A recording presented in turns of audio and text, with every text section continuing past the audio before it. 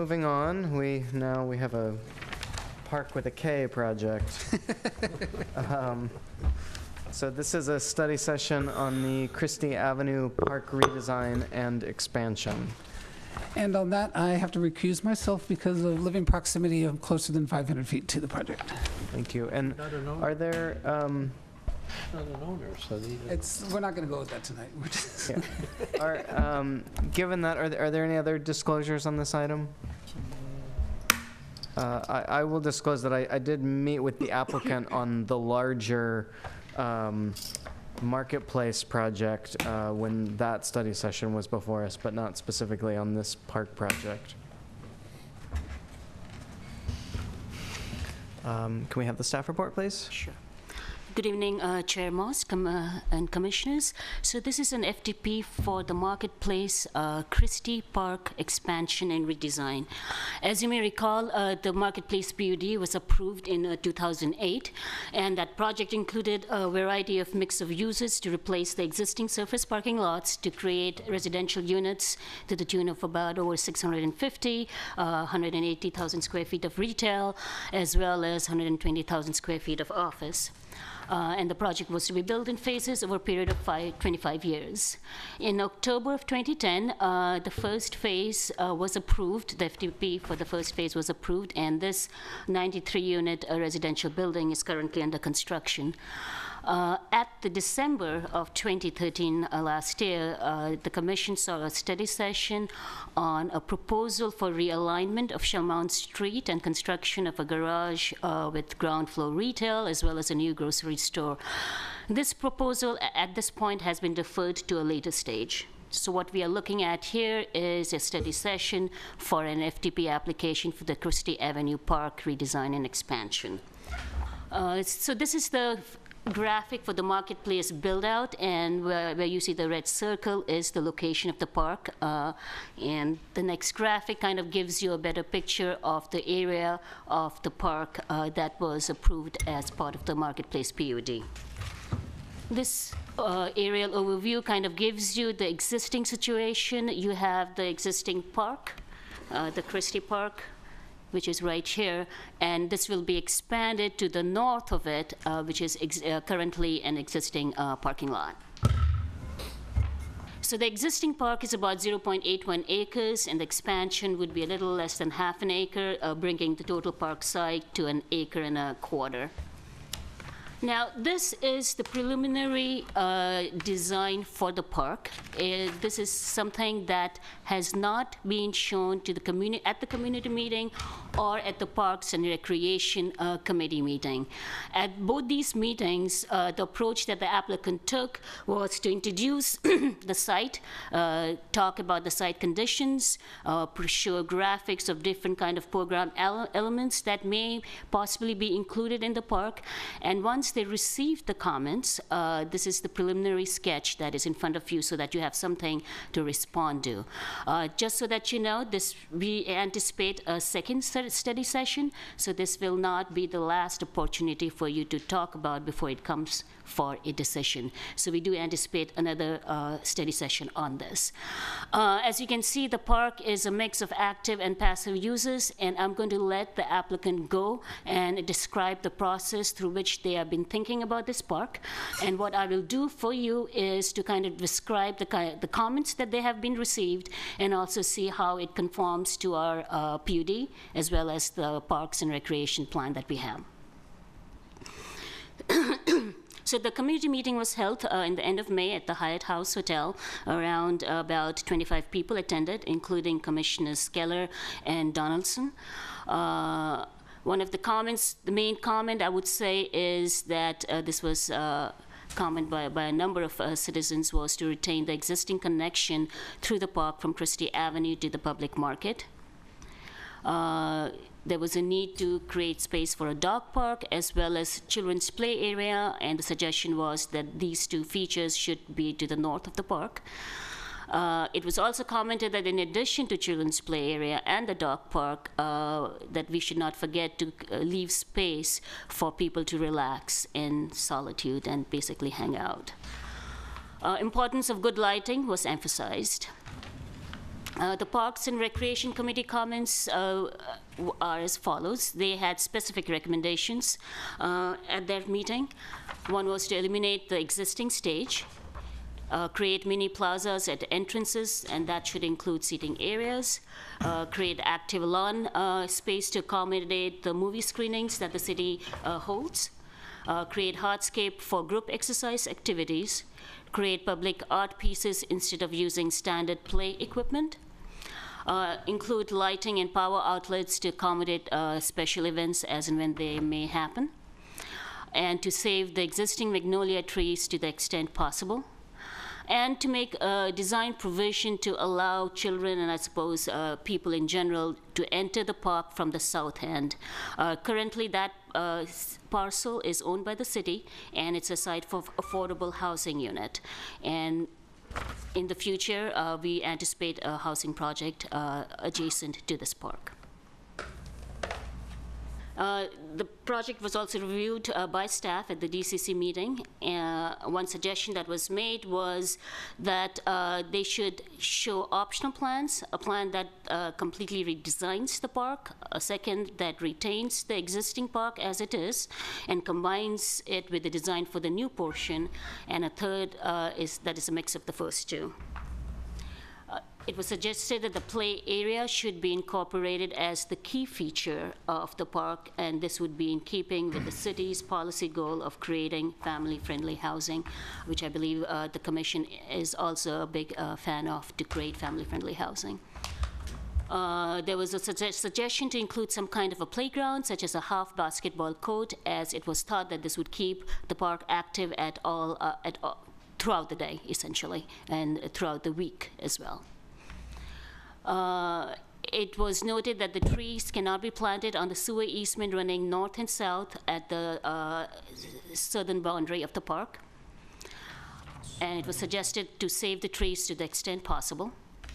And it was made, and it was the public, not the public works, but the plan check engineer indicated that there are ADA requirements now that apply for recreation facilities such as a park. So the applicant kind of needs to heed to that. So in terms of conformity to the general plan and the consistency with this program with the approved PUD and PDP, well, the general plan designation for the existing park is park / open space, and that for the expansion area is mixed use with residential. And the zoning for the existing park is again park open space, and for the expanded area is PUD, and part of that PUD locates a park in this area. In terms of the park itself, it conforms with the PDP in terms of location, size, and the inclusion of pedestrian access through the park connecting Christie Avenue to the public market. The approved PDP also included a 6,000 square feet retail pad within the park. There's a typo there. This retail pad is omitted from the proposal at this point. We do believe the proposed park is in compliance with the PDP as there is adequate retail uses surrounding the park itself.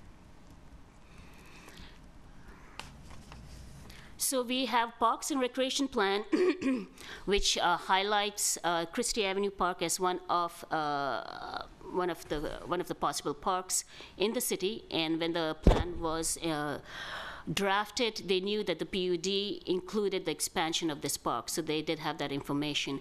And the plan's recommended park program includes a variety of features, and these include play for children, socializing and relaxing, picnicking and lunch, special events, arts and cultural activities, and respite and solitude. The plan's potential program elements include recreation with dogs and games. There are some, the plan includes certain site recommendations, and these are that to integrate where possible art to create play features, develop a park, the portion of the 62nd Street, which is along Christie Avenue and the 64th and Christie residential project, to create areas where these are like plazas, and there you have seating arrangements there. They also, the plan also recommends to consider programming multi-use turf area for small dog off-leash play during low-use hours. So that so there are certain issues to be considered that we would want the commission to give us some input on. One is regarding program elements. Right now, the program elements that are included is a dog park, a lawn area for special events, and children's play area. Does the commission think that these elements are appropriate for the site? Does the commission wish to add or exclude any element? And does the commission think if there is adequate space for respite and solitude? The second is the play area. What we want to hear from you is regarding whether there should be more hardscaped area to create active play area and program space for older children, such as a half basketball court. In terms of the options, like I had mentioned earlier, at the DCC, there was a recommendation that there be some optional plans, and we would like to hear would the commission support this, and would they want to see optional park designs. In terms of landscape materials, we would like to hear from you if you have any preferences for the plant palette for the park, and would you like to see all existing healthy magnolia trees be preserved, or would you want to see the preservation as they can be accommodated? And if you can have a clear direction, that would be helpful. In terms of retail pad, like I mentioned, the PDP includes a 6,000 square foot retail pad within the park. The proposed design does not include this pad. Is this exclusion of retail pad okay with the commission? So that concludes my presentation, and we are here to get comments from you on the issues that I just noted, as well as any other design or any other issues that may come to your mind. And like I mentioned, we anticipate having a second study session. So at that time, you would see a more refined design for the park based on the comments that they hear from you. And the applicant does have a presentation, and they will walk you through their thinking process in terms of what they consider possible for this park. So if you have any questions for me, I would be happy to answer. Otherwise, we do have the applicant here with the presentation. Are there any plans or just even like a general layout plan for the site to the south, the affordable housing site? No, we do not have. But this site is completely within the city's control, so it will happen. It's not caught up in the redevelopment chaos. I'm just wondering if we know where we want that path to connect. We have no idea. There's no RFP that has been even issued at this point. So it's pretty, yeah. I'm sorry. Did I miss? Were you speaking about the Christie Avenue parcels? Yes. The one adjacent to it. Yeah, those are not caught up in the state's issue with the property management plan. They're not part of that. So we do have the ability to go ahead and put those up for development right now. And in fact, the city council is going to be having a study session on September 16th about the disposition of those properties. I get my question was more specific to the layout of this park, and is there any way to, if the park comes first, have the development tie into the park where we're showing a pathway stopping at that site right now, or one of the scenarios I saw does? Well, I think Miro mentioned that at the south side of the park there is a 15-foot, it's actually not an easement, it's actually a separate parcel that is also owned by the city. And all the utilities, or I don't know if they still do, but previously all the utilities for the public market went through there. Because back in the day when the public market was first developed, before Shellmont Street existed, yeah, right there, the Christie Avenue was actually the only frontage that the public market had. And so the previous proposal for the property immediately to the south, which was the previous owner was Ted Dang, he had an approval for a residential project on that site that then obviously never ended up getting built. And that project did have a number of residential units on the ground floor whose front doors went right out into the park. And they would go across that easement strip. So I think any redesign of the park could accommodate a similar arrangement. And in fact, that 15-foot strip that's immediately adjacent to that parcel has to be kept clear of any major construction. It can't have any trees in it, and it can't have any substantial structures in it.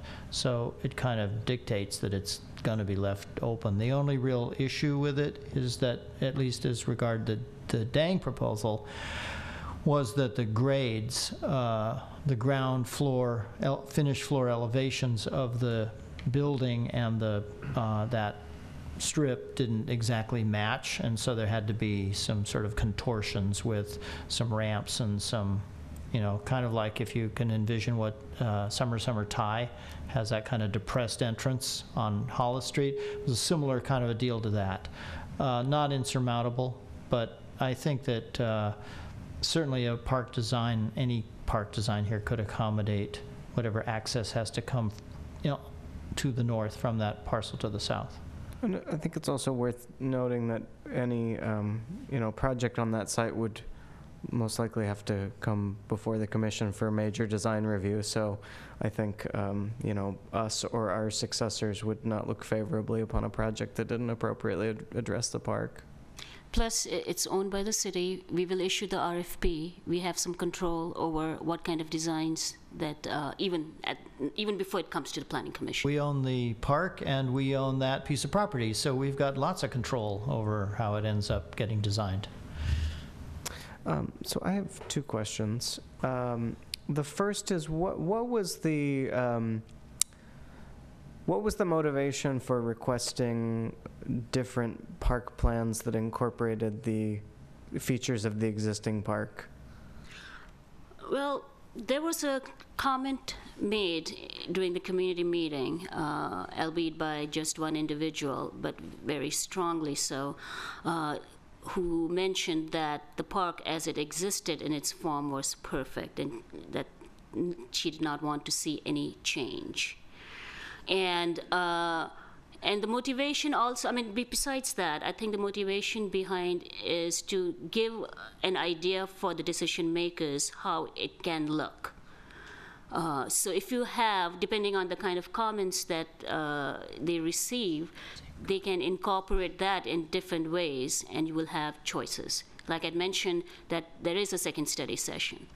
So that was mainly the thinking behind.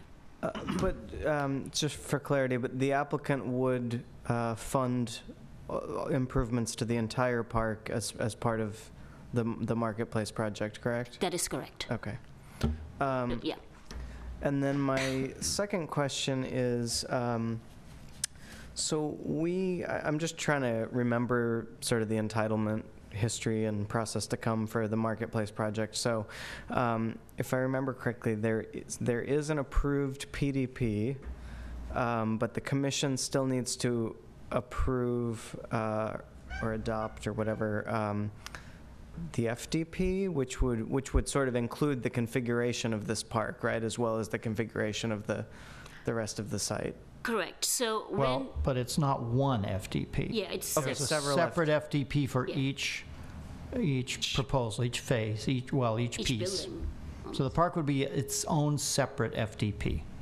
Okay. 64th and Christie Building currently under construction, got an FDP. This would get an FDP. Each subsequent building would get its own FDP. So I guess my question then is the shape of the park, the configuration of the park is not, that's in play too. That's not something that's approved, correct?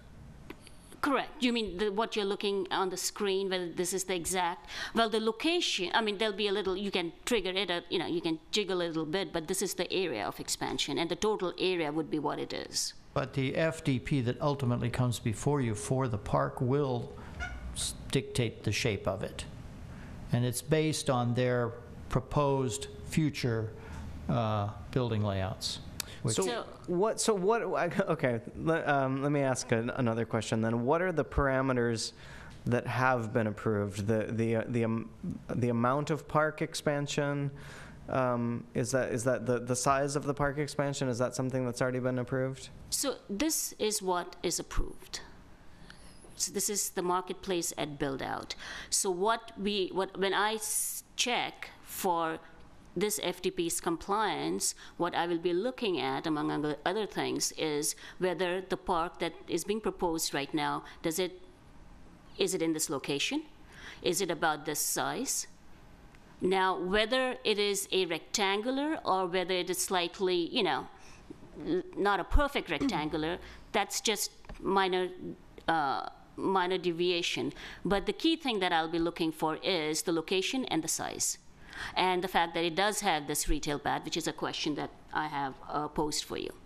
So this is what was approved at PDP. There is actually already one change which affects the park, and that is that when the FDP for the 64th and Christie building was approved, that roadway that is next to it, which is the future 63rd Street, is actually shown in the PUD as not being where the current drive aisle is. If you notice, it lines up with the driveway of Avenue 64 across the street, but in reality, it doesn't line up with that. The building footprint is smaller than that, and the roadway is a little bit to the north. So that means that the park area to the south of that roadway is bigger. It also, the PDP doesn't show any additional buildings there. There's supposed to be a park on the opposite side of that roadway from that 64th and Christie building, but it does show an area, a defined area for the new park. So because the roadway has been moved to the north, that means the park basically has become longer and skinnier.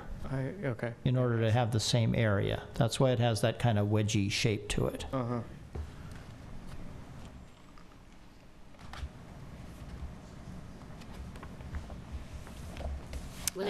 I had a question. So one of the staff comments was that the plan check engineer noted that the applicant should be aware that there are now ADA requirements for recreation that might apply to the project. So can you elaborate on what those might be, or were they discussed at all? He did not elaborate at the meeting, and he usually says, just ask the applicant to come and talk to me.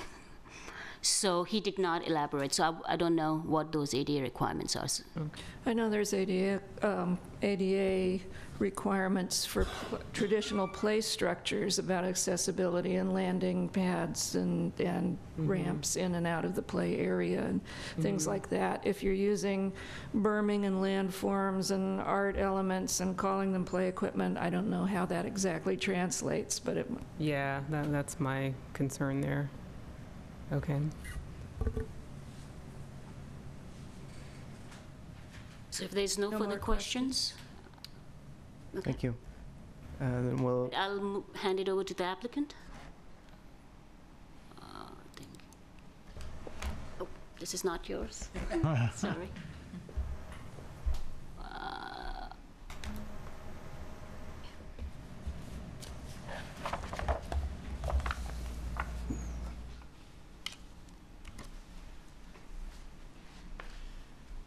Good evening, Commissioners. My name is Mark Steffen. I'm the president of City Center Realty Partners, the owner and developer of the public market. We're happy to be in front of you tonight to talk about the park. Just a couple of comments I want to make before I turn it over to our architects. In developing this plan that you'll see tonight, we spent considerable effort, time to make sure we incorporated the desires of the community. And I think as you look at our plan, you'll see that we did incorporate what we heard at the public meeting as well as the Parks and Recs meeting. Maru was right. There was one woman who said she'd like to see it the way it was, but the more than general consensus at that meeting was they wanted to see a renovated and updated park. And we also heard at the Parks and Rec meeting, we talked about sort of play structures like the basketball court, and that didn't seem to be something that the Parks and Recs wanted to see there. Well, I can't quite remember what the next point is, but it'll come to me later. But with that, I'd like to turn the presentation over to our architects, Aaron Ashley and Ann Howerton from Hart Howerton. I don't know. Thanks. Nice to see you again. we were here, I guess, several months ago, and we've seen several of you at the community meetings and other time since. We spent a lot of time with Charlie, Maru, and the rest of staff thinking about the project in general and working through a lot of issues that come with a PDP that was made in a slightly different era. Maru gave a pretty thorough introduction, so I won't belabor that, but just to remind you of where we are at. The original PDP is the outside line. The 64th and Christie building was the first phase of that. The Christie Park is a out parcel, but was always considered under the PDP as something that would be improved. And there were some preliminary ideas in that PDP, which we've reviewed and considered as we've gone through our own process. The current direction for the ultimate build-out of the marketplace site is a series of individual parcels of mix of uses, shopping, office, residential, with the expanded park along Christie. We tried to canvass, Ann and I both live here in the East Bay and spend a lot of time in the parks around town, and we wanted to make sure we were up to speed on how this park would sit within the larger kind of context of parks in Emeryville. And in red is the current size of Christie Park, and a good comp is the Doyle Hollis Park. And in fact, it's really a very immediate comp in both sort of dimension and size, both about 1.25 acres. The demographics, I guess you could argue, around the parks are maybe different today, and there's certainly a question of how that'll evolve as the marketplace and surrounding parcels get built out, and I think that's definitely something we'd appreciate your feedback on. One of the challenges of describing the park today and understanding the future case is today the park is surrounded by very little but a 2-story gym. You have the sort of lawn area in front of PPP. You have the 4 to 5-story building under construction. You also have a number of uses and a number of users that are very accustomed to the layout here, especially this diagonal path through the park. And that's something we heard frequently at our community meetings. The future case of the parcel is very much one of a very urban park. The city-owned parcel, which we presume to be in the 5 to 6-story height, but frankly could be anything, I guess. The potential of mixed-use buildings and residential buildings on the marketplace site, all in the kind of 5 to 6-story, 85-foot probably at the highest. So the character of this thing becomes quite different. Again, the PDP as it was sort of configured, and it's a little different because all the roads are different. The park was sort of ending here and was a little fatter. It was kind of more similar to the width of the park as it is today. And it also had a 6,000-foot retail pad in it. We have preserved the area that was anticipated in the PDP, although you get an extra 6,000 feet, I guess, without the retail pad, as we're looking at it. Mark and his team are retail guys, and I think the project as a whole has been couched in an understanding of retail, and we really believe that the new retail and the existing and updated retail of the public market will be sufficient, and a restaurant in this location or a retail pad in this location would not be terribly successful. So instead, giving more area to dedicated park space seemed to be a win for everyone. A little bit on kind of what's out there today. There's a lot of folks who come and use the park at different times of day. We've heard at the community meeting there's maybe some unsavory folks that use the park at night. The lighting and the physical conditions are maybe not conducive to the feelings of safety. So what we heard time and again is make it real easy for us to get across the street. We know this crosswalk has had some serious issues over the years, but make it real easy to get to the public market, to shop, get over to Amtrak. That is the real usage corridor. There's a recognition that at different times of the day there's a lot of different users, and that the berm that's there today and described by this hatch and the hardscape to the south don't maximize the utilization of the area out there today. And so maybe there's a different configuration that's I don't know, more welcoming, more protecting, and more open, less nerve-wracking if you're walking through and as the sun's down. There are a number of trees out there today. For the most part, and Ann will get into this in much more detail, they're parking lot trees, and the healthiest of which are along the north edge of the park today, the south edge of the parking lot, and there's some magnolias. I don't know that we think they're specimen magnolias, but they're certainly some of the healthier trees out there, and we think our proposed strategy will find them a healthier home. And lastly, the park is a noisy, windy place, and I think it's easy to forget that if you don't walk across it on a regular basis. But between the height of PPP and some of the other buildings, the height of the tower at the office building at the public market, the noise of the freeway, and so one of the things we're challenged with is how do you create a place for a community to really spend time and enjoy themselves at a place that sometimes the physical conditions are not super conducive to. Again, kind of keeping track of what's there today versus what the future condition will be. Today the park gets great morning sun and on the whole park, and good all-day sun on the southern half of the park, and PPP certainly casts a long shadow, what you're seeing here, in the afternoons. At build-out, the city parcel has the potential to cast a pretty long shadow on the southern half of the park, and that's something we're trying to be mindful of as we look at this. But the area of the park that gets sun all day happens to be adjacent to where we envisioned a plaza and the connection to the public market, and consequently an area where more kid and family, friendly activities would take place. And so some of that park programming is driven by the physical conditions. The last thing that I don't have a slide for, but just wanted to reiterate, is that everything under the ground is pretty nasty. And we know this, and it's amazing to see the magnolia trees as healthy as they are, given what they're growing in. And so a condition of what we're looking at is how to create a place that's more welcoming for trees and using trees in the right way. With that, I'll turn it over to Ann. Okay, that's the only button I need to know, Just right? that one. Hi, everyone. Delighted to be here. Look, Can you speak into the microphone, please? yes, I will.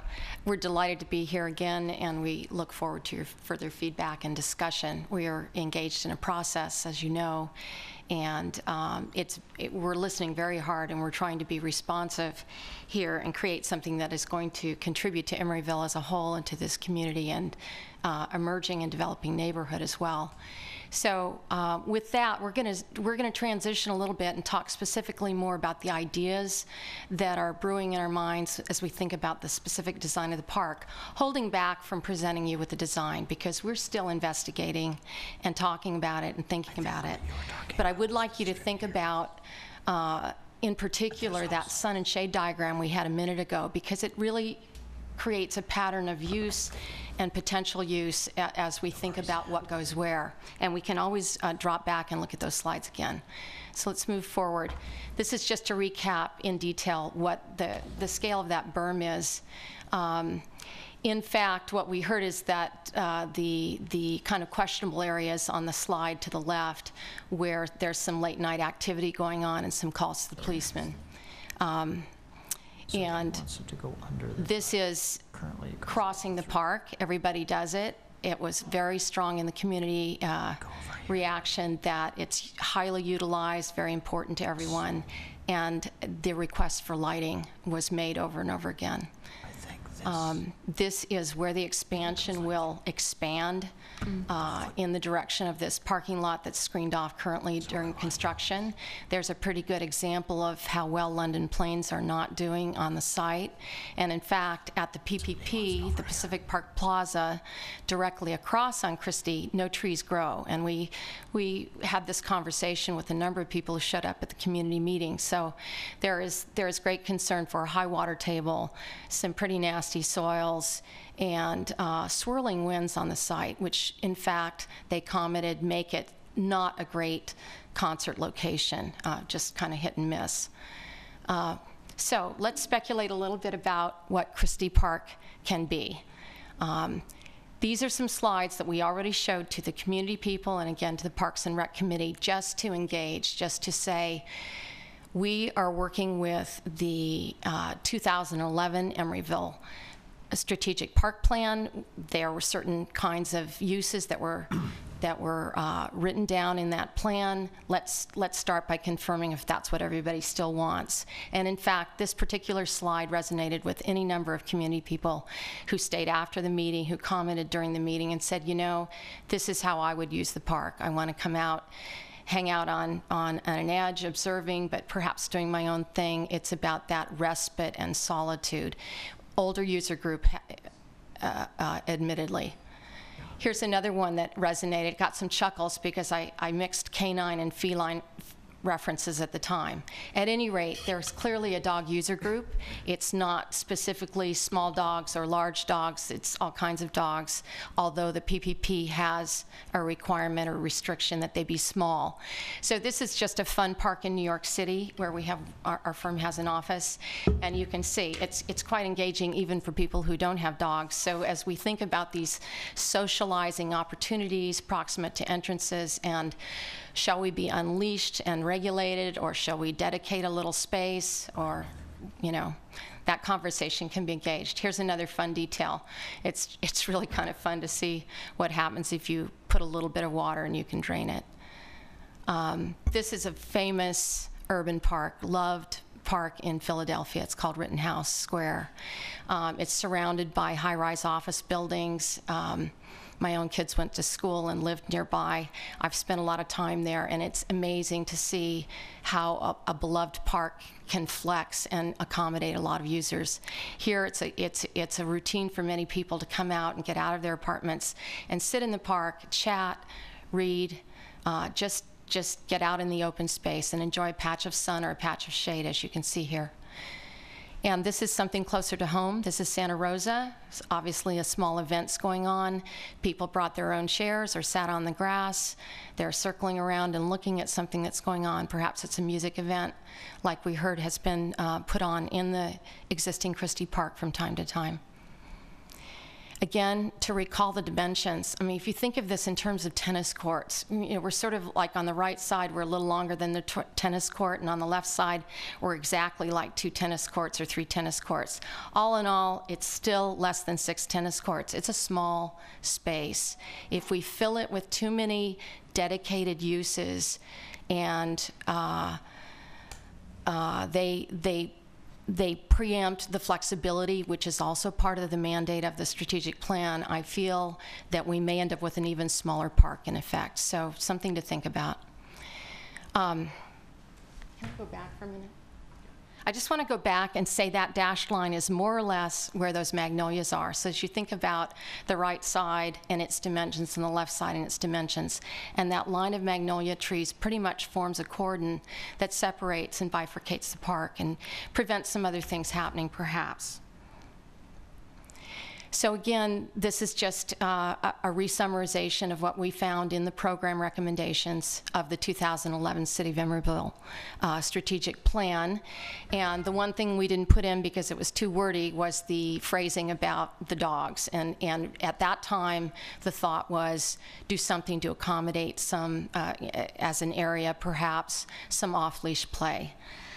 What we did hear, though, in the community reaction was, yes, there are a lot of dogs, and you know, maybe there should be a space. Maybe it should be at the north side. Yes, there could be some children in the future. Maybe those two conflict. Let's think about it some more. And then we got a little more feedback on that from the Parks and Rec Committee. And I guess a little time has passed. These things have come on and been tested in some other locations like the Temescal Park. And they said, yes, we think it should be enclosed, but small scale. So that was feedback that was specific on that element. The conversations about play for children have been interesting. No one has come forward and said absolutely needs to be playground equipment. There would seem to be a resonance with the community to explore the idea of incorporating art, letting it be more flexible. The idea of nature elements drew a strong response from any number of individuals. Let me just click through some slides here to help that kind of come to light. So these are just bubbles, and of course they could we could shuffle them around, but just in general, there's some obvious things. There's a coffee shop. There's some morning sun. Could be that hanging out could be happening on the north end of things. There is a bus stop. Of course, we've got all our circulation and our access connections here mapped out. Social gatherings, maybe that needs a Frisbee space, a picnic lawn, you know, those sorts of things. So it's going to move in from those other busier areas. Event opportunity, that seems to link up to our Plaza Street, the fact that there's going to be a pulsing pedestrian street and retail hub and a marketplace that probably has vendor events, and that it's going to be very lively up there and could just naturally spill to an event opportunity taking place in the park simultaneously. Here's some ideas, just again, you know, what do great parks do? They accommodate recreation, dog walking, sitting around, chatting, having coffee, strolling with a baby, with a toddler. Again, this is our edges, our preliminary thoughts on the edges, and this was confirmed through conversations with the local residents, is that that berm actually doesn't prevent the wind from coming into the park. The park is in a pattern that's created by just the onshore breezes and it's aggravated by the towers, and it does in fact swirl. So what we can do to accommodate some shelter, their suggestion was localize it to a plaza where exercise could occur, or to a few benches here and there. It would be a nice thing to get out of the wind sometimes. Here's an example of where you can sculpt an edge, maybe not this many trees, but the point is the shape doesn't allow seeing into the park or using the shape of the berm itself, but gives some definition to the edges of a park. This example is in Mission Bay in San Francisco. This again is Mission Bay, San Francisco. Using grasses in a shoreline condition is sort of an obvious choice, and of course, we have some great native grasses that would do very well in the wind, and that are also drought tolerant, low maintenance, and all of those good things. Trees, not to belabor it, we're going to use a horticulturist with a soils background. This is Nelda Matheny. She's known nationally. She's really known in the Bay Area. She knows her stuff, and she's helping us already, and she's going to help us figure it out. I would say this doesn't need a potpourri of botanical garden kind of plantings. It needs to be simple, highly usable, attractive, easy to maintain for the city, and stay on our mandate of being flexible. And we'll need to elevate where the trees go. We've got soil volumes to consider. There'll be good soils, good drainage, and at the same time we're elevating them into the wind, and you know, what should that be? This is an example of a great tree. We would be lucky if we could achieve this. I would say, I'm not being cynical here. I don't think that's on the table. So I think it's more important that we create a great sense of the space, sculpting the edges, using appropriate plantings, and something shorter that can be masked, that can help to define the edges, and perhaps some of the magnolias, and we'll get into that in a minute. This is again back to something that's been done recently in the Mission Bay area, and the sculpting, the lawn areas that are used for any number of things. Here are our entrances again. We're mindful of that. We're very interested in trying to respond to the new information on the city affordable housing lot. We don't know a lot, and you know what we know, which is that it hasn't been designed yet, but certainly our intention is not to close off that opportunity to connect. Entrances can be places for social gatherings. So this is, again, an example back to Rittenhouse. This is a place where the adjacent apartments have young families of graduate students primarily, and they come out here with their youngsters and hang out at this tiny little sculpture with a built-in seat. And it's really quite charming, and it's of no considerable scale, and it's set just inside the park entrance. Here's where messages can occur, and we will have to decide how to regulate the pet situation to keep it clean for everyone else. Our thinking still is concerned with creating an interesting and and direct but somewhat interesting connection across the park. That came up in discussions again with the neighbors. They said, let something happen on the way across the park. We'll get into that in a minute. Multi-use. Again, this shows an example of how you can integrate a bit of nature, and yet there's lots of flexible use going on. Here's another thing. It's yoga in the park. Here's exercise using part of a park, some of the hardscape. That was mentioned specifically at the neighborhood community output too, is we'd like to do a little Tai Chi in the park. We probably prefer a little hardscape area. Could it be out of the wind? Here's a kid kicking a ball with his mom. Here's a big event. We have been told by the Parks and Rec Committee that the concert idea is to relieve wear on the Doyle Hollis Park, and it might be as much as 2 times a summer. This is not going to be a weekly situation that's contemplated.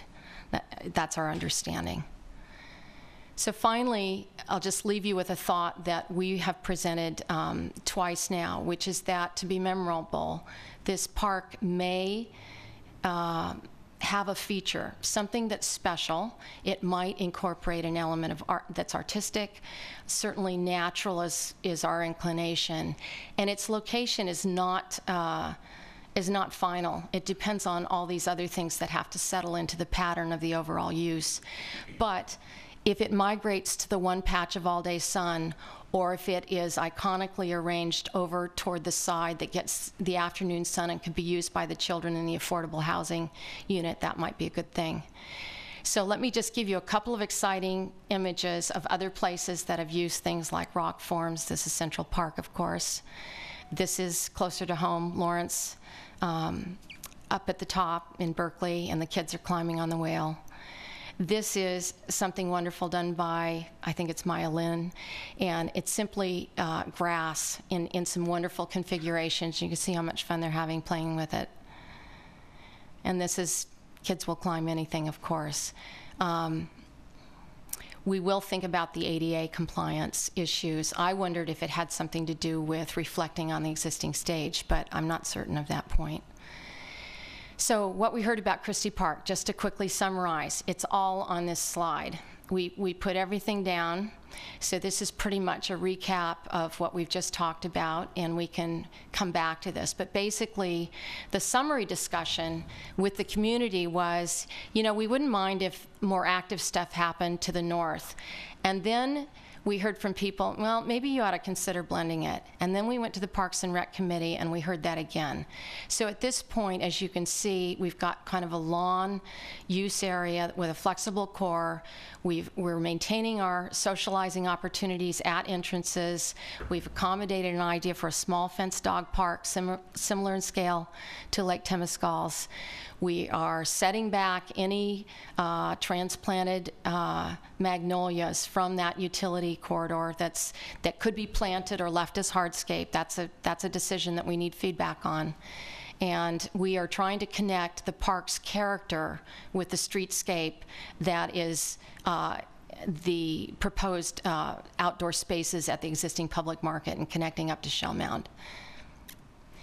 This is one that wasn't in your packet, and it's really the same diagram I showed you a minute ago. It just made it look a little more real. We're still holding back. This can all change, and of course, we need your feedback. But for scalability, it's a little more realistically drawn so that you have some idea of, gee, if a toddler could take a 3-wheeler and say, bye, Mom, and go around, you know, half the park, is there a circuit there, and what would that look like? And are there benches? If we had setting up for a movie in the late afternoon and the kids are still playing on the south end of the park, how would that work? So D shows the accommodation for a screen that could get set up and the movies could be happening, but we haven't blocked that important mid-pathway. Some thoughts on up at B, because that's all-day sun and because it's the major connection to any events and the marketplace and the retail street, that's going to be a beloved place to hang out in all times of day. Finally, on plant palette, I think the important thing is it's preliminary. It's Certainly, the lower row is close to what I have in mind. The upper row could all change based on fact-finding about the exact water table and how much we can really elevate as we get into the sculpting of the berms, or whether or not, in fact, we have feedback that that is a solid idea. So I don't want to dwell on it, but I'm trying to provide a flavor so people have some idea of what's in our minds. And with that, I think we're finished with our formal presentation, and we're ready for what's next. Thank you. Do we have any questions of the applicant or their design team?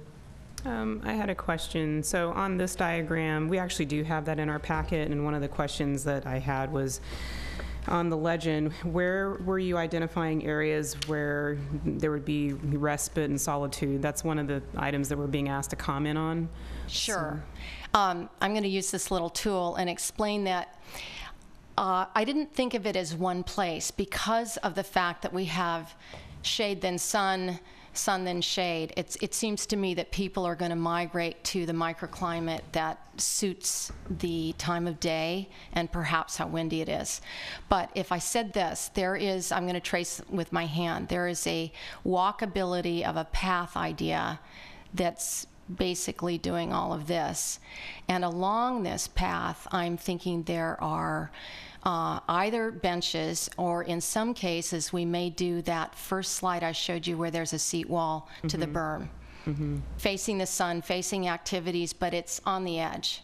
And in that way, it provides respite and solitude, but also observation. You feel safe, and you're on your way.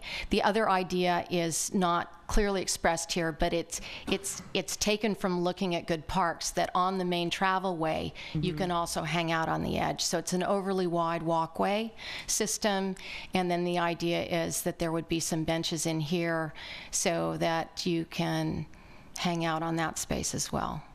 Other than that, there are these little gathering spaces that are at these entry points, and those, again, depending on activity level, could be a place for just quietly drinking a coffee if you come in from the coffee shop, or coming over from this neighborhood. If they're young families, they might do that thing that we saw at Rittenhouse. Okay. Does that answer it? Yeah, it does. Thank you. Okay. I have a question for anyone who is able to answer it, but I'm curious, just for reference, if anybody knows how wide Doyle Hollis Park is. The dimensions, don't we? We could go back to that slide because we know the dimensions of. Very similar. Jeez. Sorry, it's way back. Oh, I got so many slides. So There we're we go. 160. Right. They must be about 160 also.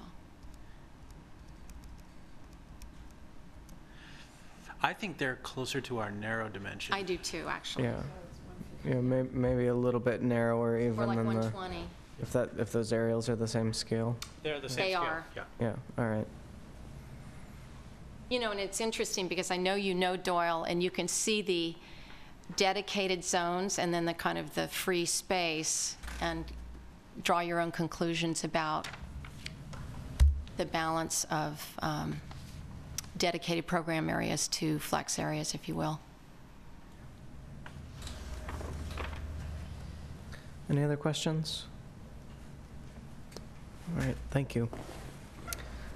So with that, I think we will open it up for public comment. If there is anyone who would like to speak on this item, please come forward.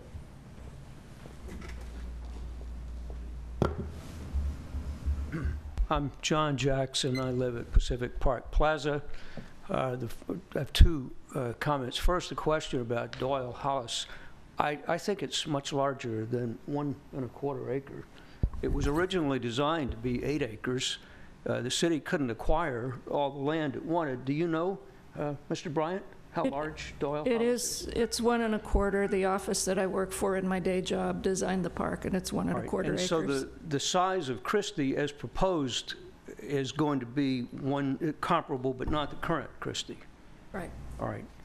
I would, Also, we've had meetings in Pacific Park Plaza that were attended by Stephen and Nora Davis and the former principal, I guess, with TMG, which was developer with Denise Pinkston about 2.5 years ago.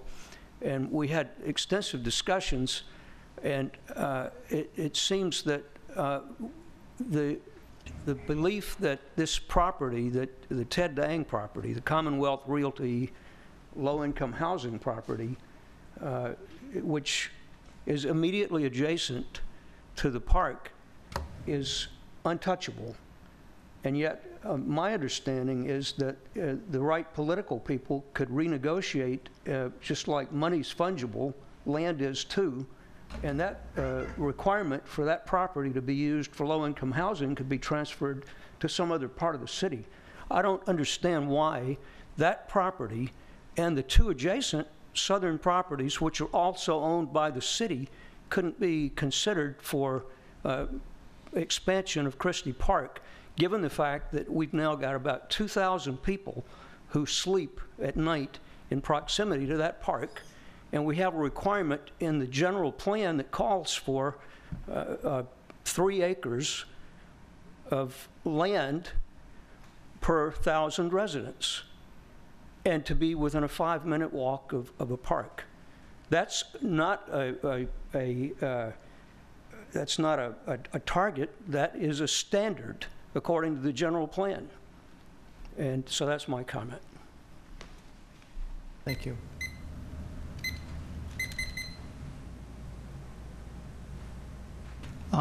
Could the speakers please sign in on the clipboard after you finish speaking? It's over there in front of Sarah. Will do. Thank you.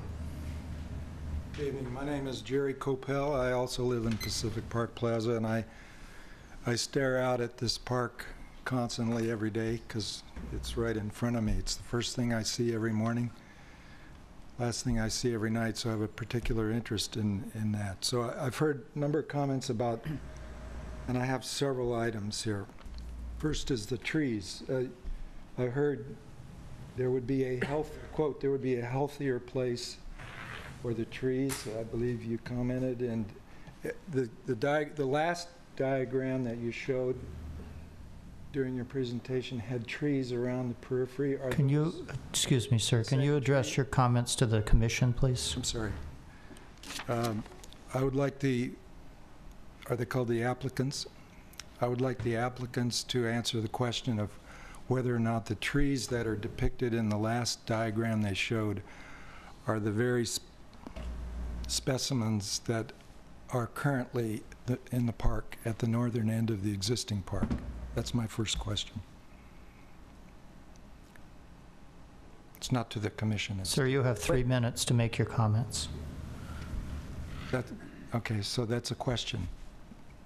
We can ask those questions of the applicant if the commission wishes to ask those questions. Okay, if they are different trees, then I would suggest that the plan as is currently shown there doesn't conform to the request of the residents that the existing trees be preserved. In fact, the trees that are there, and you may not know this unless you, like me, you live there and observe them, they serve as twice a year resting place for migratory birds, being the only trees in that area that serve a purpose of housing large number of migratory birds. So there may be, in fact, some, for all I know, some legal requirement by the state that clumps of trees that are used by migratory birds need to remain where they are. And I'm not an expert, so it's just a question. The other comment, because my 3 minutes are going, would be that I'm not sure exactly what kind of periphery is being considered. Right now, the existing park is not friendly on the eastern side because it feeds directly into parked cars. So if you're sitting on the park benches that are at the northeastern corner of the existing park, your next door neighbor is a line of parked cars. So I would simply request that whatever periphery is built, it be a wall that's acoustic and acoustically and visually separate from the parking lots, the parking lot that's on the east side. Is my time used up? Yes. Thank you.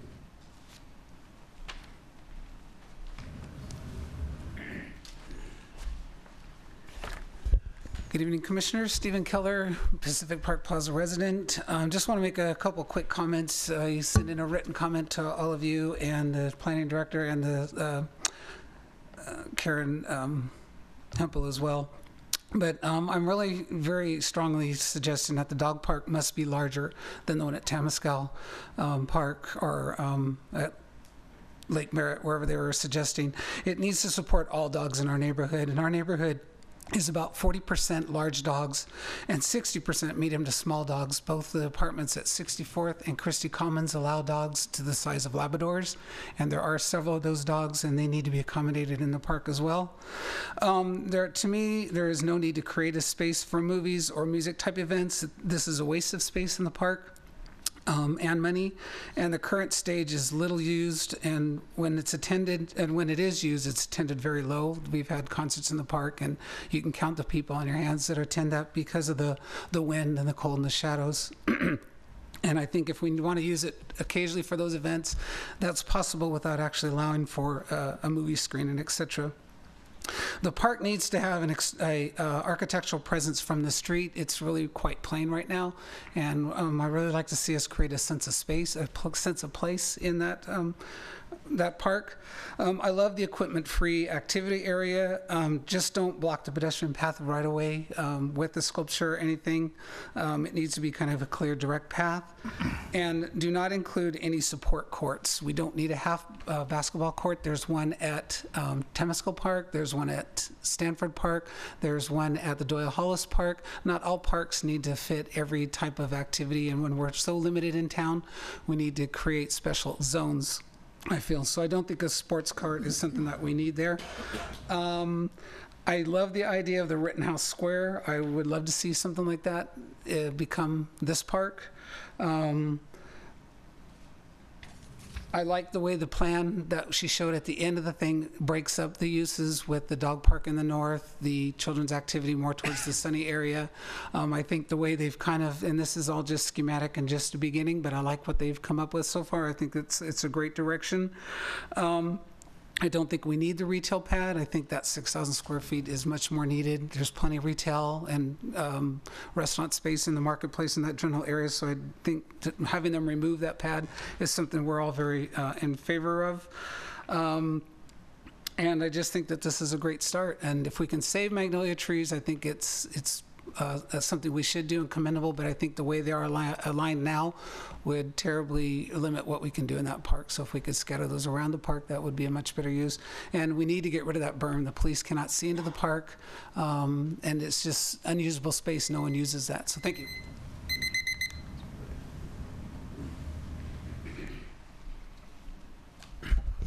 Hello, I'm Dennis Kane. I live at 64th and Christie, and I've lived in Emeryville 6 years.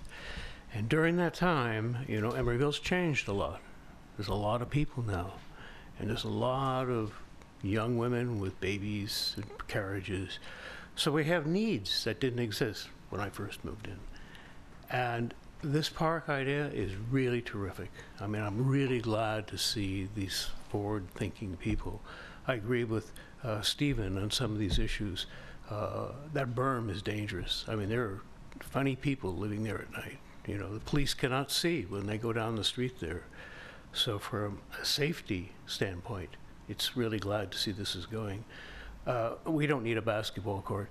We need more area for young women and little kids to play. I was walking today down Christie, and about 10 o'clock, right in front of PPP, there were about 3 or 4 mothers with little kids playing on the grass.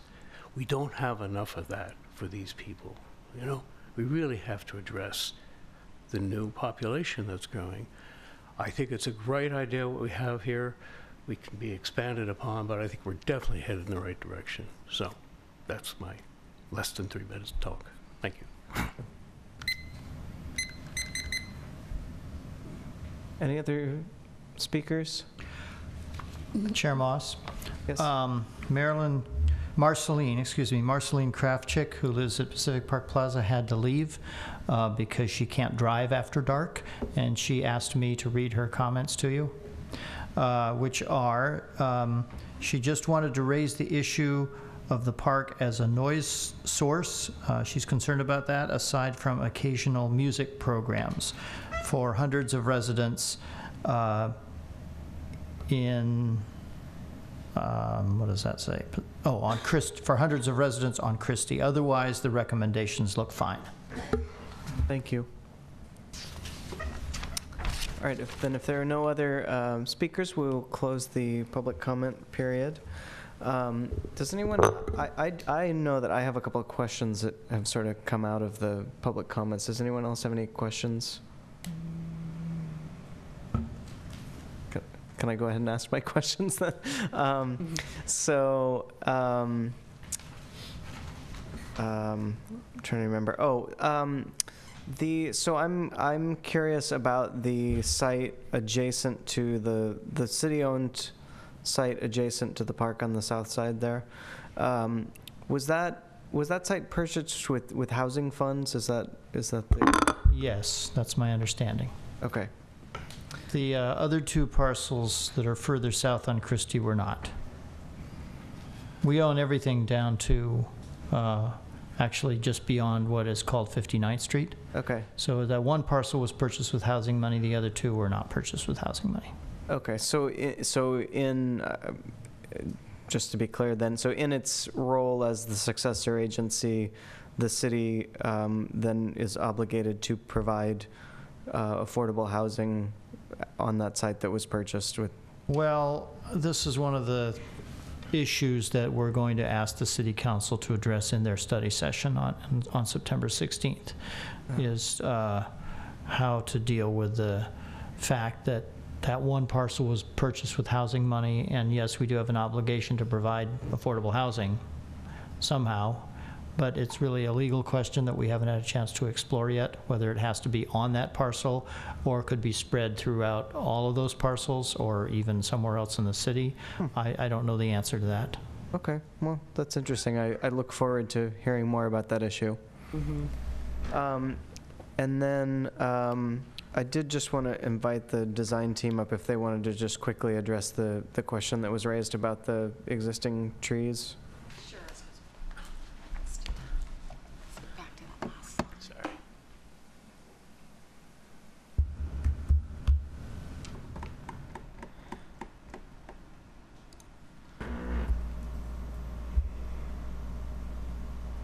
So to address the question of what's existing to remain, those are existing trees that are out in the right-of-way of the sidewalk that are to remain. These are transplanted magnolias. It's an idea, because otherwise what we have is a pretty solid line of magnolias right through here. And it really is kind of dividing the park, is my feeling. Here, they're spaced about 40 feet apart, so even, I don't expect them to become gigantic, but they do seem to be doing okay. And in fact, we'll probably continue to take this sort of half-light situation pretty well.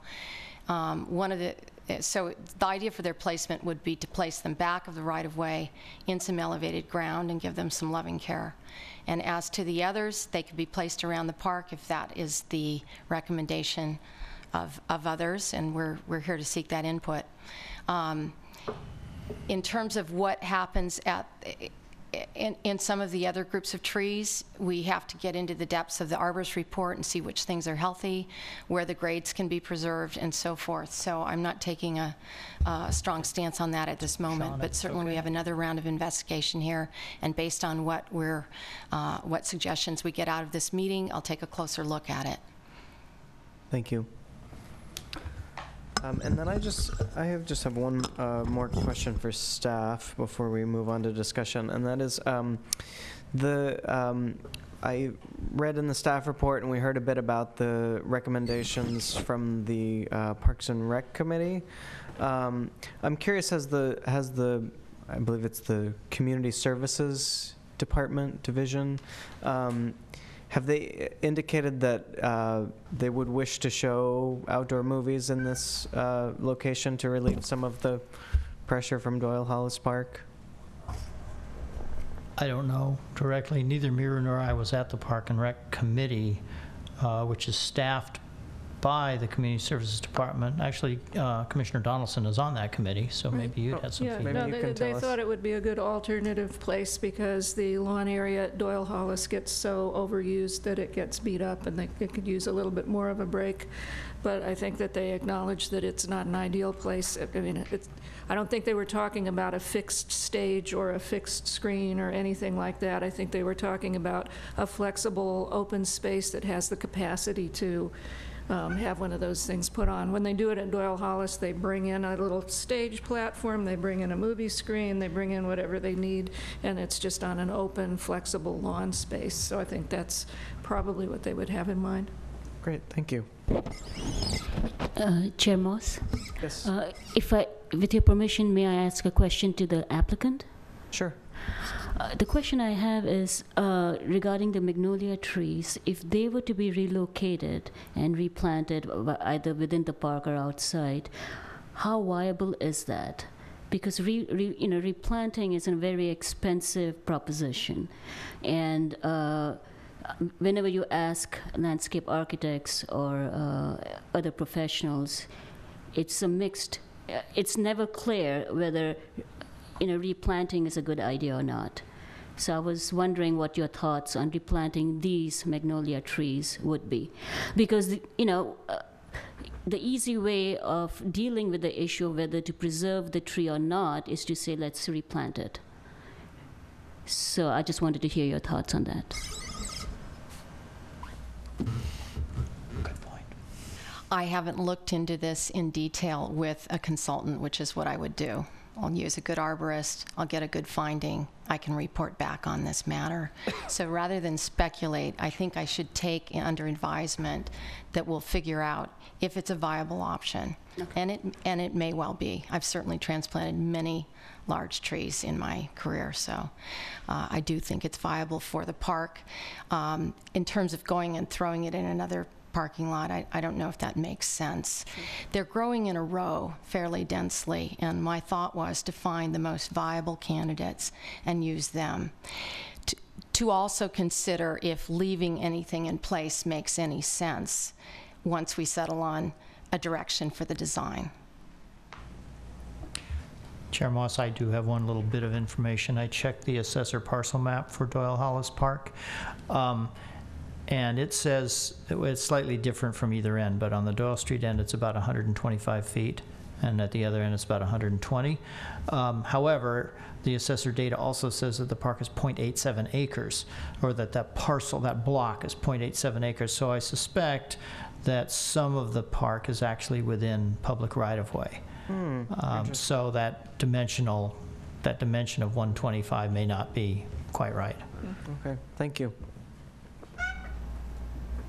All right, so I think with all of that, we can open it up for discussion. You want to start? Well, I think it needs a more defined play area for children than we're seeing at this point, possibly with equipment that children can play on, and that's about the only comment I have at the moment. I guess if we're going to go in order, yeah, I would agree with that. You said no one was saying there absolutely needs to be, play equipment, and I don't want to say that either, but I want to come pretty close to saying that. Which is just that, when I look at other parks, like, just to use the parks we have here in Emeryville, Temescal Creek Park and Doyle Hollis Park, I think that is one of the key elements that brings people to the park, that makes it a destination, is the play equipment, the equipment structures. And I'm really sympathetic to the notion that, children are adaptable and will play on whatever is there and use a variety of things. I think that is true. But I think in a location like this, with a park of this scale, I think you still need something that's going to bring a lot of activity to the park. I think those types of uses tend to be more spontaneous, and the children might happen to be in the park and they might happen to use what's there. But I really want something that is going to bring people, bring small children and their families to this park. And so I do think there needs to be some more organized equipment. Also, I actually really like the scale of the dog park. I use the one at Temescal Creek Park on a weekly basis. I love the size of it. I mean, I wouldn't want it to be any smaller, but it's good for all kinds of dogs. It's I have a medium-sized dog and a small dog, and they're quite frequently the smallest dogs in the park. And so I really, I don't mind the scale of it, but I do mind. I think the shape of it in this rendering it sort of makes for a lot of underutilized space. I don't think round is the best utilization. It just looks like it's taking up a lot of space on that end of the park that I think could be better utilized. So just in looking at the diagram and looking at this slide that's up there now, it seems to me like it kind of wants to be, like that dog park kind of wants to be to the, in this diagram, to the right of that sort of whale sculpture. But I realize also that's, one of the areas that was sunny all the time, so I'm not necessarily going to take up all the sunny area for it. But I think it'll just in general, it'll work much better as a rectangle, a longer, narrower piece like the one at Temescal Creek Park is right now. What else? I just in general, I like the configuration of the park. I like the lawn areas. I think they're, I love the lawn at Doyle Hollis Park. I think it functions really well. It's informal, but it still allows for a pickup soccer game or a pickup ultimate frisbee game. And you see it really well utilized as a result of that. So I would hope that this lawn would be similarly well utilized. As far as the trees, I would definitely want more information. I appreciate that you said you would commission an arborist report, and I would definitely want a well-done arborist report that was peer-reviewed by the city's arborist to tell us the condition of those trees. It makes me concerned that, to talk about those magnolias, and it sounds like despite all of the obstacles, they're actually doing fairly well. So I would hate to lose them, but I realize they're in a very unideal position for the expansion of this park. So, maybe one or two can be saved in the existing location as things get designed. And we'll see if the rest can be relocated or what. I also want to be conscious of the health of the trees. I just, as an example, I will use 40th Street. I think that's a great example. There are a lot of really spindly London planes along 40th Street. They're of very little value, I think.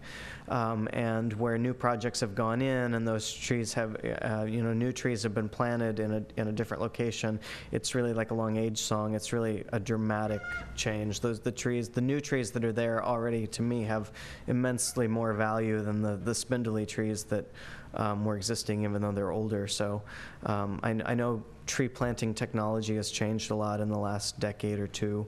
And so, I would definitely want more information on those types of things. Are the trees that are there existing, or, do they have capacity to grow to their fullest? Are new trees going to grow and develop better, quicker than the existing trees? Those types of questions. I think that in general, that those are my questions. I just jotted down something. I just want to make sure I addressed it. Yeah. So I think that concludes my questions or my comments, and I'll just pass the comments along. Well, having been at 2 previous meetings, I think you are hearing a lot and you're listening a lot and you're reflecting what you're hearing really well, and I appreciate that. I like the permeability from the edges. I think the entry areas as gathering spaces is good, and both the physical access and visual access into the park is really important.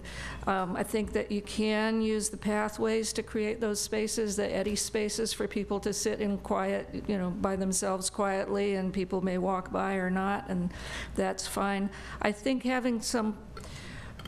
it's worth exploring. There's so many different kinds of creative play equipment out there that it's worth looking at some of them. There's just all of these new designs all the time that are less, they're not the traditional monkey bar things. The things in Doyle Hollis Park are used all the time.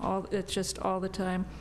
And that flexible lawn space, I think, is really versatile. And I live across the street from Doyle Hollis Park, and I sit there every weekend, look out the window, and it's just really, really well used. And it's partly because there are those flexible spaces, and there's places for small groups and larger groups, and every weekend there's a bouncy house or 2 bouncy houses, which beats the lawn up, but it's a really well used park.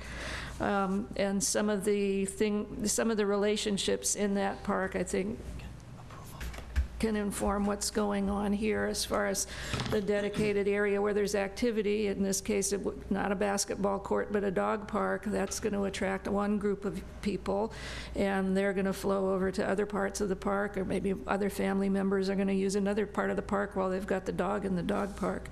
So I think that there's a lot of things that are working really well here.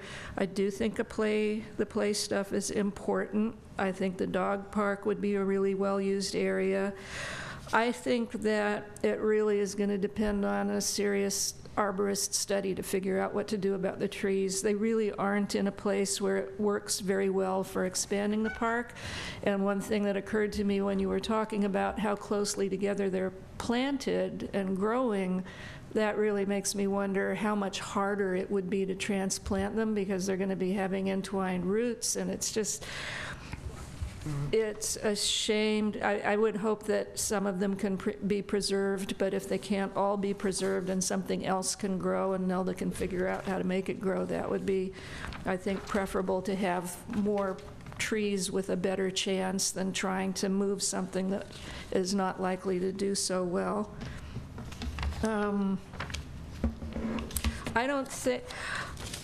I think it's nice to see a couple of alternatives of the way the elements can be arranged, but I don't see a need to show that configuration that's there now, because I just don't think it works. I don't think it works well at all. I think it doesn't. There's so much unusable space in that park. There's such limited visibility into that park. I don't think there's any reason to pursue that design as part of this going forward. And as far as the retail pad goes, there's going to be plenty of retail that can spill out into this, especially if it's well connected to the plaza area that is planned in the future. So I would love to see a real strong connection on that that eastern central area where that connects with the park, so activity can flow in and out. That's my comments. Okay, as far as the program elements are concerned, I think that it really does incorporate everything that's there. I wouldn't eliminate anything from the current programming. I think that there should be some slight modifications, like the lawn area / movie screening area. I don't think that it necessarily needs to be that large, especially if it's not going to be used that frequently for movie screenings. I do like that the dog park and the children's play area are situated where they are, because the feedback that I've heard from children is that they actually prefer to be away from dogs. They're not all that keen about having the dog park right next to their play area. As far as the shape of the dog park, I would definitely like to see some alternative designs for that as opposed to the round. Let's see, for the play area, I think that the size of the area is really good. I would not like to see it reduced, and I definitely want to see, I agree with the comments that I've heard so far about providing play space, and I understand that there tends to be, or at least there was said to be, an older crowd in that area, but that really is changing, and we definitely need to acknowledge that and encourage people with families, because the demographics of Emeryville are changing, and there are younger folks here who are going to start families, and they already have, and they are living on that side of town. So I definitely want to support keeping this park as a place that will attract children, as well as folks that don't have children. As far as the berms versus the play structure, I kind of want both, and I have children, age 9 and 10, and my husband's on the Parks and Recs committee, so I'm not sure what he said about the play structure, but I do know, I was surprised, I think, well, he didn't support that, but I'm the one who takes him to the park.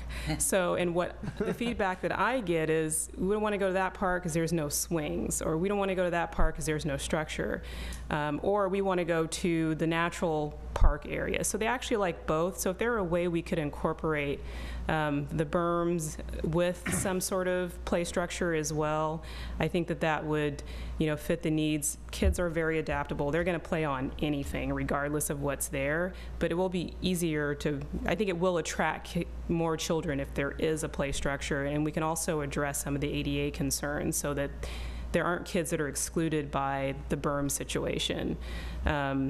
One thing that I found over the years is that with the kids that I know and my kids, they really like the kind of labyrinth feel.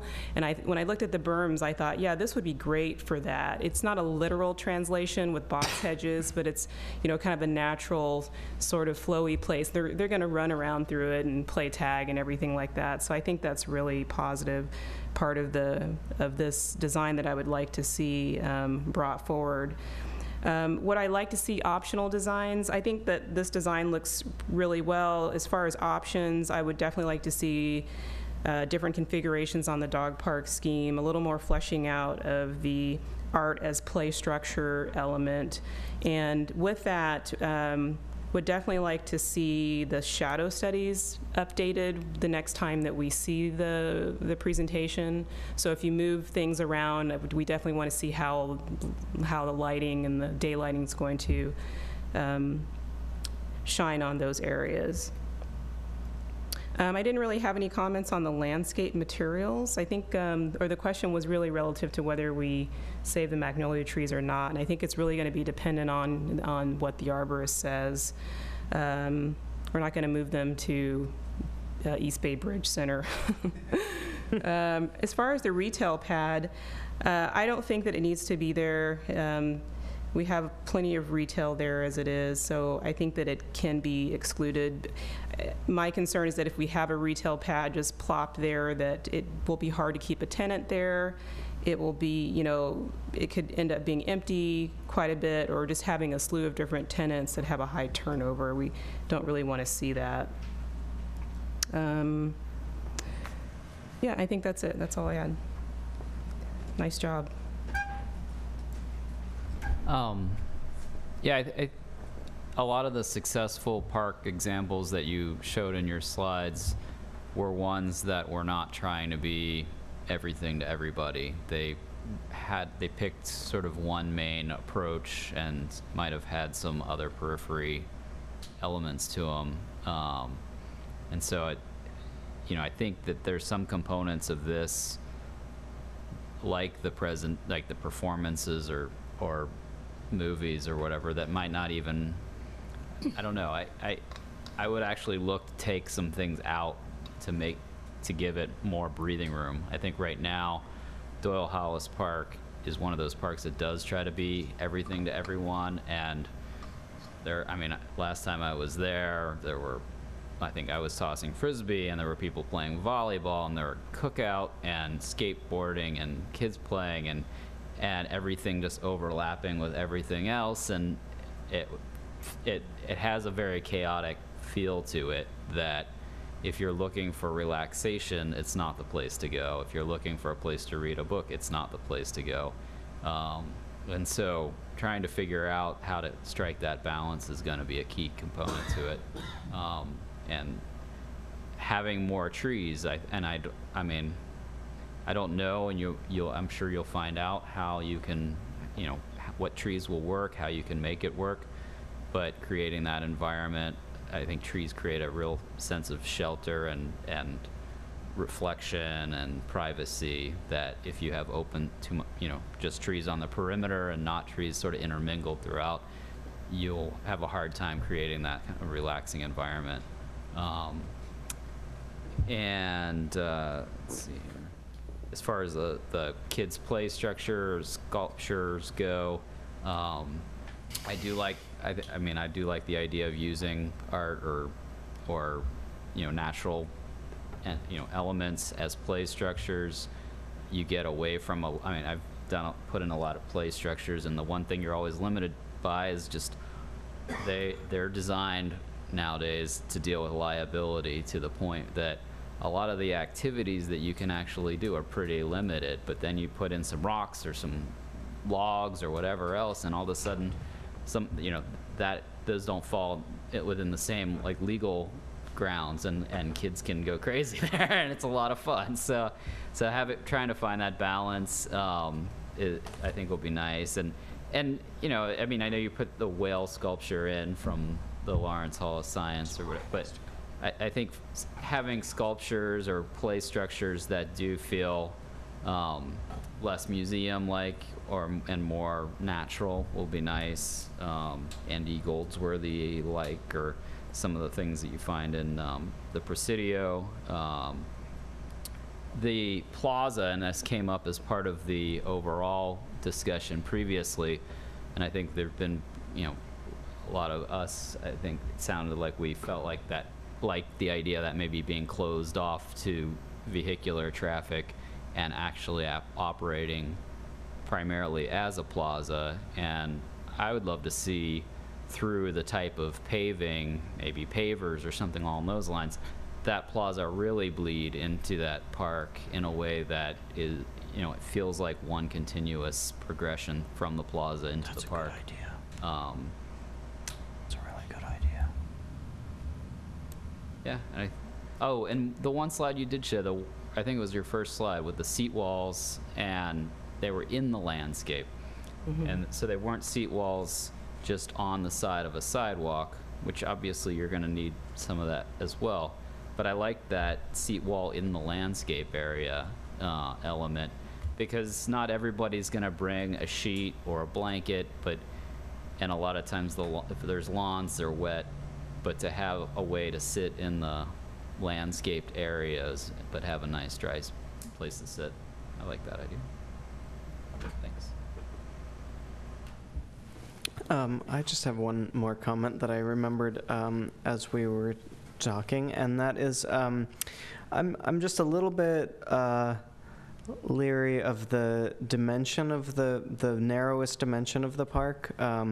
I think we saw on the slide it was about 115 feet wide, which sounds like it is a bit narrower than Doyle Hollis Park, and I'm just a little concerned about that. I think Doyle Hollis Park works really well, but I wouldn't really want it to be much narrower than it is.